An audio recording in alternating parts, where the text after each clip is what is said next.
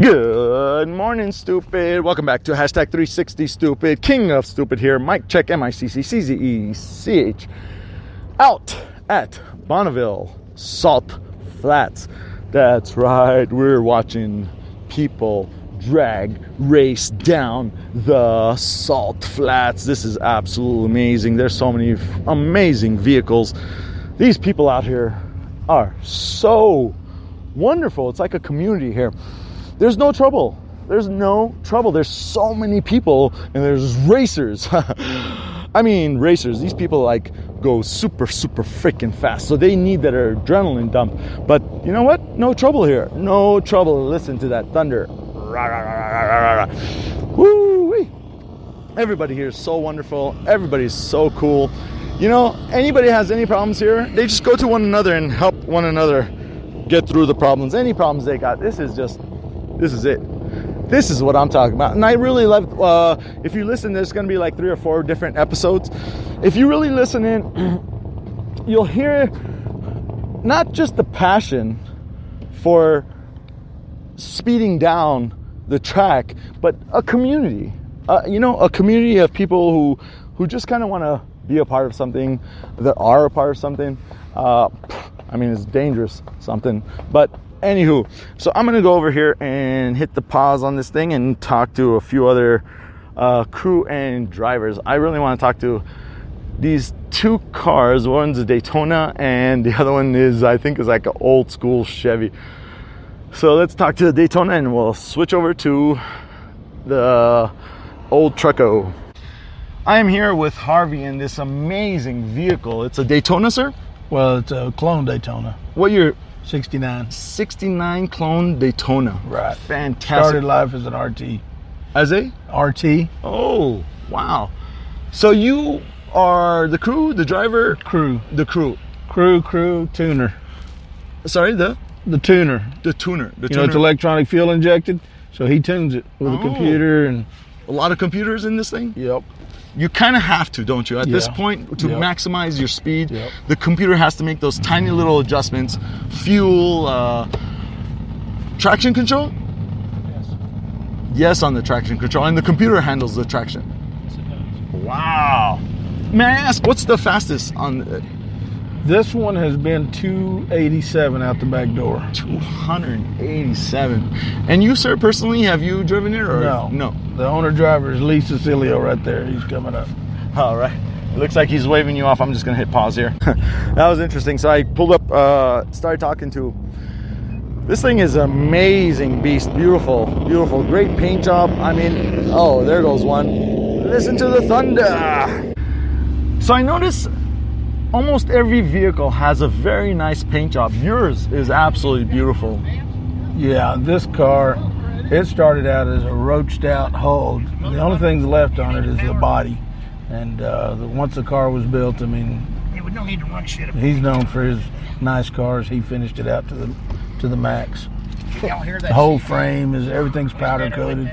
Wow. The attention to detail is unbelievable on this car. Not just design, but finish, everything. How much time does this vehicle actually do as far as driving? How much time is in the driving part of building something like this? To build it? No, to drive it. How much time is actually on the track? Oh, well, I don't know what. It's like seconds, minutes. Let's say 5 minutes a pass. 5 minutes. And it takes how long to build something like this, roughly? How long did you work on this, Lee? Well, it was built from the ground up. The only thing original in that car is the deck lid, part of the original deck lid, and the top panel. Everything else is custom built. It took about 4 years. 4 years to build a machine that runs down the track, maximum of 2-3 minutes. That's correct. That's passion. Well, but the trouble is that car was way overbuilt. Everything's custom made. It is $75 to $80 shop rate labor, plus all the parts, plus the motor and all that. Just to have a twin turbo car from the firewall forward a few years back done right just is $100 grand for motor and turbos. So you're not doing this for the money? I'm doing it for the fun. That's right. It's the last bastion of it's that red racing. Hat, and he's trying to get a blue one, and that's it. But now and you that's know it. Now you know why I'm broke, playing with this race car out here. And everybody out here is doing the same thing. Yeah, Red hat, blue hat. There's no money in it. It's strictly a last bastion of amateur racing, which means amateur is you don't win anything. It's just a challenge and try to get you a trophy or a hat. That's what it's. That where people on the internet can hear you? Basically, it's like a radio show. It's only digital, and no radio stations are actually promoting it. It's just So they can hear my voice and all that. yes, just a voice. Okay, that's There's cool. No pictures, no videos. Unfortunately, because all the vehicles are amazing. Now, I was talking to your crew member, and I noticed the paint on this thing is absolutely amazing. I have another one like this.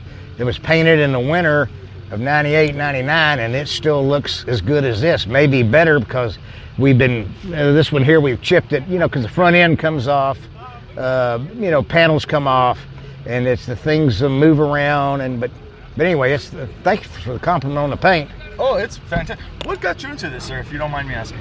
Well, I'm 73 years old, 70 what? 73, 70. and Jeez, you look I wanted a fantastic. World War II Army Jeep. Well, my daddy couldn't afford one back in the 1958, 59. We were living in Atlanta, and so he bought an old 44 convertible. That was a booze runner because it had real thick Georgia clay underneath it, dual tube shocks in back. Cars never came like that. But all the Ridge runners, the booze runners, whatever the right word is, bootleg or whatever, Yeah. they love Bootlegging. they love 40 Ford coupes, and if you could afford it, they love it convertible. They were very common, very fast for the time, and so a lot of them were running 40 coupes, 40 rag tops, 39 coupes. So he bought one with a blown up piston, and he and I drop kicked that motor back together, got it running, and I was. When you say drop kick, did you bore out the? No. He found a used piston, put in a new rods on that, bearings on that rod, put the heads back on, got it running. So you've been doing motors and Well, cars. I've been fooling with cars forever, except part of the time when I was in the service. I was a pilot flying in and out of Vietnam during the Vietnam conflict, and fresh married, and I just didn't have the time or the money to fool with cars. But Air Force, that was Air Force. and you were the actual pilot. I was a pilot, yes, sir. So you're very comfortable going fast, Well, and you're comfortable being in danger zones. Well, yes and no. When you're a pilot, a good pilot is a guy who never flies into a jam where he cannot use his good flying ability to get out of. If you're a pilot, you don't fly in any hole that you cannot get out of unless you have structural failure, or maybe if you're being shot at. Well, if I was shot at, I didn't know it. I had an easy job flying in and flying out. So, yeah, but you get used to situations like you get in a thunderstorm at altitude, or you run out of gas in an airplane, you're going to be in a heap of trouble. And is this more scarier? I've spun out here a couple of times real fast, and when you spin, all you think about is let the car stay flat on the salt. You don't want it to get up in the air. You don't want a tire to get a tire ripped off a wheel, and then the wheel digs into the salt, because then you can get upset, and then you got some problems. But to answer your question, and I've been very lucky out here compared to some guys, and I'm knocking on wood if there is any in this truck. I've been pretty frightened in airplanes compared to out here so far. To lift off the ground, how fast does a vehicle roughly have to go? Because I've been in a Cessna, and it was, 60 miles an hour, and it lift off. To lift off the ground in a car, it's a function of many things. Basically speed through the air, because the air is what lifts you off, not the ground speed. If you're sitting on the ground and you got 100-mile-an-hour wind and you're real light, it may lift you off because you got airspeed, which is causing the lift. The ground doesn't. So, but it's a function of speed across your car. Do you have a crosswind? What's the gross weight of the car? Is it aerodynamically stable as far as if you get sideways a little bit? Is the center of pressure behind the center of gravity? There's so many variables to answer your question. The reason I ask is because the cars are accelerated not by a jet engine, but the actual turning of the tires. That's which correct. means you have to keep your tires on the ground. Not only that, in a rough course, it's hard to keep them on the ground, especially if you have solid axles, mounted axles. But you have to be able to put your power through the drivetrain to the tires and keep the rear tires from spinning much. And if you can keep on a fast car like a lot of these are, well, I'm saying fast, 250 to 300 and plus. If you start putting a lot of power in there because your turbo kicks in, or you have too powerful a tune or whatever, you start breaking the tires loose. Well, some of these fast cars spin 6 to 10% of spin the whole run. Some of these guys... Just to clarify for my audience, when you say when the tires are spinning, so basically what you're saying is the wheel is actually spinning faster than the car is going. Well, yes, and the car is what you mean. Yes, sir, and the car is going the speed of the front wheels. The front wheels are not powered, unless it's a four-wheel drive car, but very few of them are. So the front wheels, that's the speed. You figure the diameter and the revolutions per minute. Your computer figures out the car speed on the ground. And then if you have a bigger diameter tire in back, you know the tire diameter, even though they grow a little bit at speed, but then you figure what it should be going in relation to the front. And if it's going 5 or 6 or 10% faster, you're spinning it. Well, on salt that's kind of rough like this is today, you can tear up a set of rear tires in 2 or 3, 4 runs. Wow. I don't have that much power, and I've got a fairly heavy car, so I break the tires loose less than some other top-end cars. This car weighs around 6,000 pounds, and it's just, but this car has a lot of power, and it's tougher for me to drive. I have another one of these, and my foot's to the radiator. When I get the second gear all the way to the 5 mile, my foot's all the way to the floor. How many gears does this have? 5-speed. My other car, it's a Jericho road race 5-speed, like NASCAR guys used to run. I don't know what they run now. And you have a hat that says Bonneville 200 mile per hour club, life member. Which means? A lot of guys think you just go 200 out here. It's not. It's BS. It's a lot tougher. You've got to have a speed is distance divided by time. Trap speed is it's distance divided by a short distance, divided by time. But speed out here for a record is between the 2 to the 3 mile, or the 3 to the 4, or the 4 to the 5 mile. Oh. And so they time you from those markers. And that's what and you have to have a speed during that time mile that exceeds a record, and the record has to be over 200.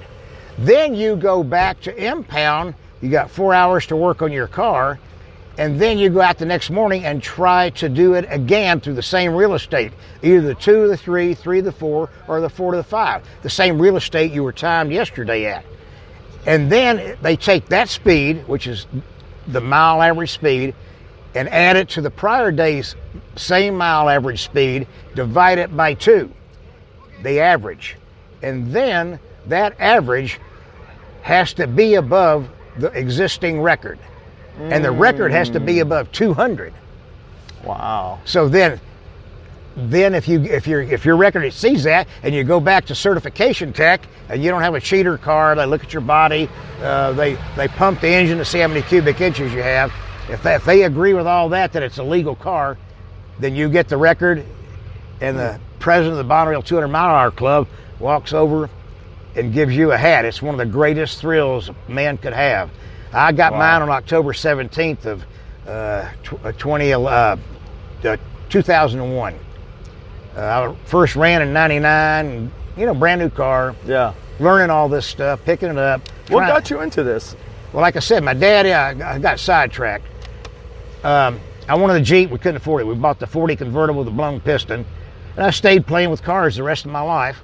I used to street race a little bit in high school, back when it was slow, back in the early 60s. Yeah. And I always loved dirt track racing, so I got in a top 10 drag shootout and ran out of money there. So I got into dirt track racing. I had the most fun a man could have in a car with his clothes on. Yeah. And then a buddy of mine says, you got to go to Bonneville. And so we went. Man, I fell in love with this place. I like challenges, and it's the camaraderie. The people are great. It's just I noticed that, there's no trouble here. Nobody's starting trouble. Everyone's just kind of working together. If you have a problem and you don't have the tools, you can easily go over to the next person.